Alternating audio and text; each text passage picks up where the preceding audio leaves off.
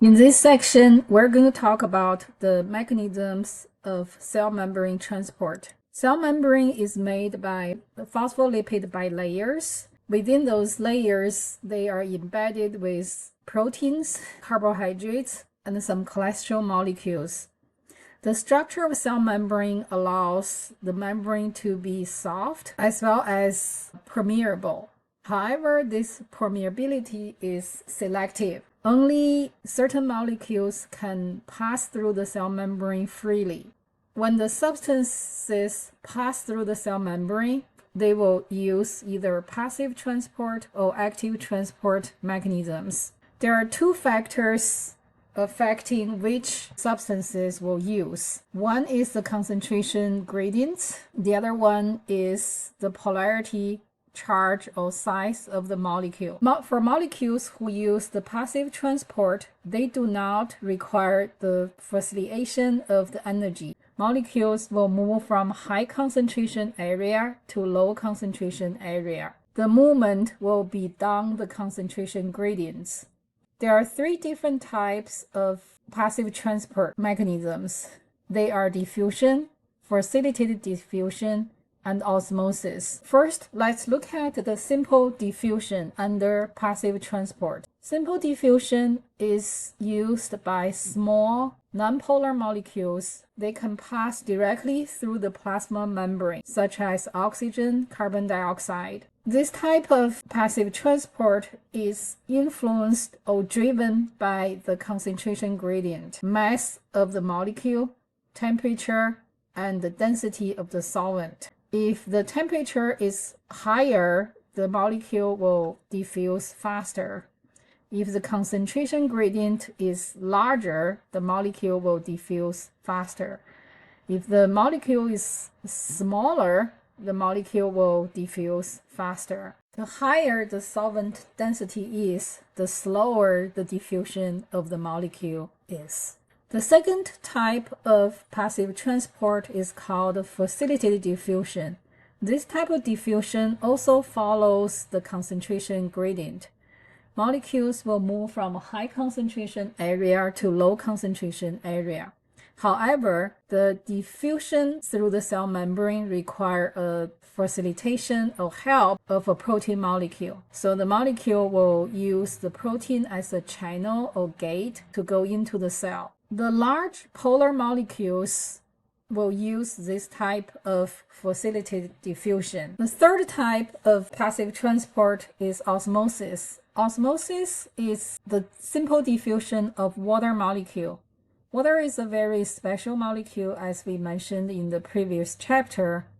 It always moves from an area of higher concentration to lower concentration. So osmosis also follows the concentration gradient from high to low.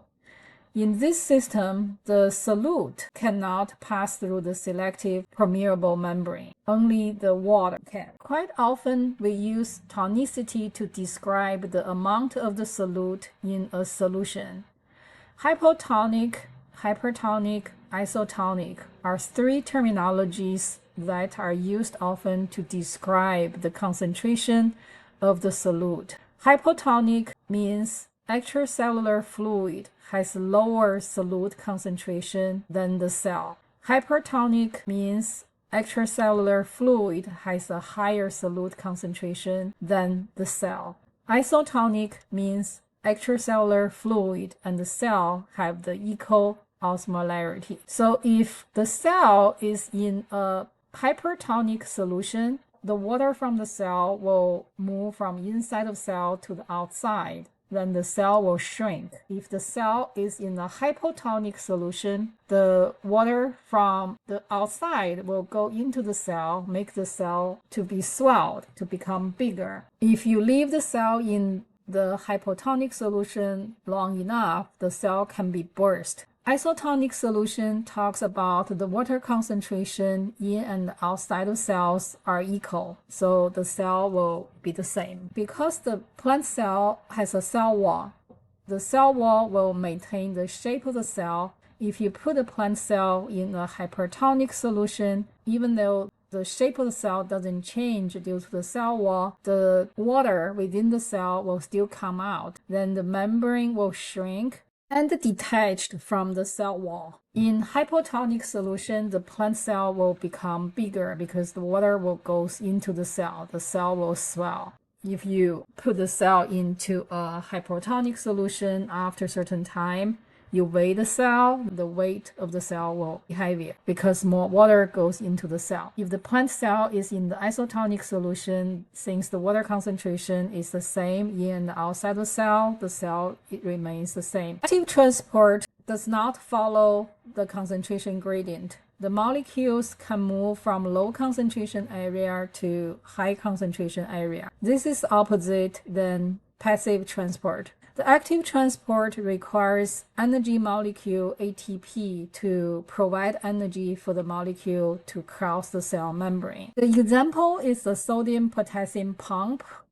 So sodium and potassium are unequally distributed in both sides of the cell. Outside, we have more sodium. Inside, we have more potassium. So when sodium-potassium wants to pass the cell membrane, they will require the energy molecule ATP to help them to move from the lower concentration area to higher concentration area. Within the muscle cells or nerve cells, we have large amount of negatively charged proteins make the inside of cell negative. But once the cell is being stimulated, the sodium-potassium channel open, sodium will come from outside the cell into the inside the cell to neutralize the negatively charged protein to make the voltage inside the cell to be positive. So that process is called depolarization. So the nerve cell and the muscle cell using the depolarization process to conduct the signals. That processes of allowing sodium to flush into the cell, that is active transport mechanisms. It requires the energy molecule such as ATP. The similar mechanisms, potassium and chloride will use it too. So they all can flow against the concentration gradients, but it requires the energy molecule ATP to help them to complete that process. Since this type of active transport not only involved in concentration gradients, such as different concentration of sodium and potassium across the cell membrane, but it also involves the electrical gradient, which created by different charged molecules in and outside of cells, such as large negatively charged proteins inside the cell and large amount of positively charged ions outside of the cell, such as sodium. Therefore, the combination of concentration gradient and electrical gradient is called electrochemical gradients. Other type of active transports include endocytosis, phagocytosis, nocytosis, and receptor-mediated endocytosis. Endocytosis is active transport in which the membrane engulfs cargo and brings it into the cell. The phagocytosis is the cell membrane surrounds the particle, pinch off to form an intracellular vacuole. Pinocytosis is similar to endocytosis, but the membrane will surround a small volume of fluid and pinches off, forming a vessel. Receptor-mediated endocytosis is the uptake of substances by the cell is targeted to a single type of substances that binds at the receptor on the external cell membrane. So this means the cell membrane can bring the molecule in using a protein to facilitate. Although all four types belong to the endocytosis, the differences is that they bring different molecules into the cell. Like phagocytosis, they're going to bring the big particles of viruses, and endocytosis is general terminology for cell membrane bring stuff into the cell. Pinocytosis is more talking about small amount of fluid the cell membrane bring into the cell. It's similar to a drinking function. Then receptor-mediated endocytosis requires a protein carrier or protein gate for the molecules to go into the cell.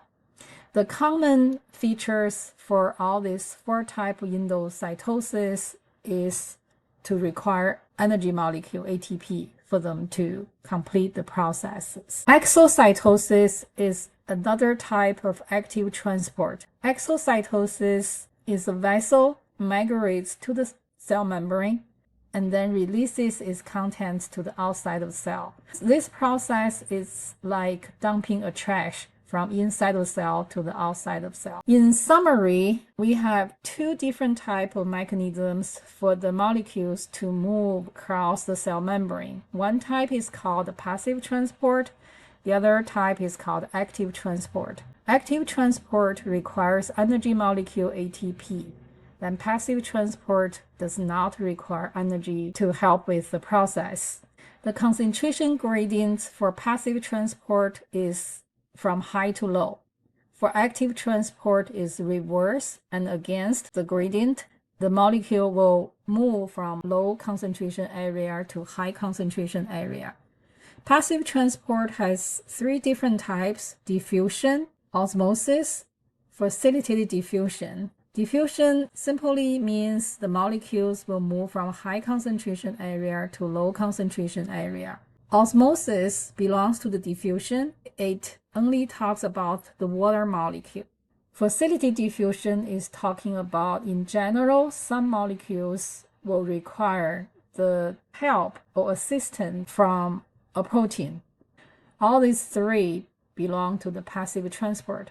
For active transport, we have endocytosis, we have exocytosis. Endocytosis, we have phagocytosis, pinocytosis, receptor-mediated endocytosis. Then exocytosis is like process of dumping trash. For both types, they may require the protein to help them to cross the cell membrane. So the facilitation of the proteins have nothing to do with energy requirement or concentration gradient. So the requirement of the facilitation of the transport proteins is more related to the polarity and the characteristics of the molecules. The passive transport is slower, less regulated, while active transport is faster and highly regulated. The examples for passive transport are oxygen or water molecule. The active transport are sodium, potassium, or glucose. So hope this table will help you summarize what we talk about in this section for the mechanisms of cell membrane transport.